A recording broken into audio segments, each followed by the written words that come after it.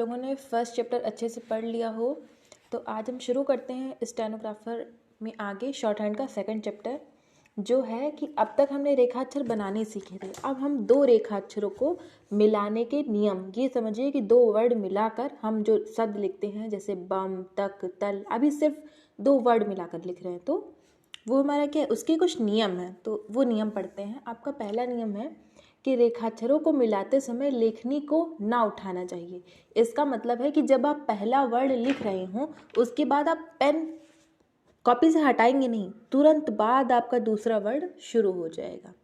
ये है आपका नियम। इससे क्या होता है, आपका टाइम बचता है। और short hand is all about कि आपको कम टाइम में ज़्यादा लिखना है। जब दो अधोगामी रेखाक्षर मिलाए जाएं तो पहला रेखापट समाप्त होगा। जैसे हमने लिखा बज, तो बा हमारा लाइन पर ख़त्म हुआ, वहीं से जा स्टार्ट हो गया, ना हमने लेखनी उठाई और ना ही कहीं इधर उधर ख़त्म किया। अभी हम बिना मात्राओं वाले अक्षर की बात कर रहे हैं, ठीक है, दो वर्ड जिनमें कोई मात्रा नहीं है, तो बा हमारा लाइन पर ख़त्म होगा।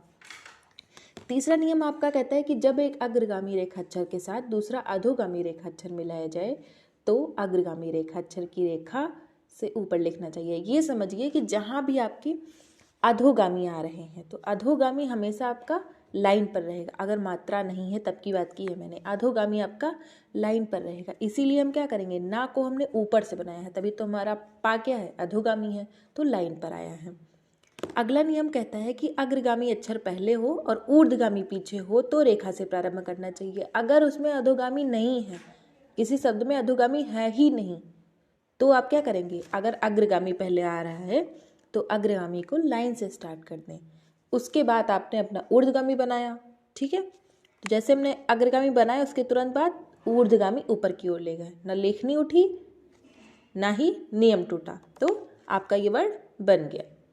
अगला नियम कहता है कि वक्र रेखाक्षरों को मिलाने में जहाँ पहला रेखाक्षर समाप्त हो वहीं दूसरा आरंभ कर देना चाहिए। जैसे जहाँ पे ना आपका पहला अंत हुआ वहीं से दूसरा शुरू हो गया।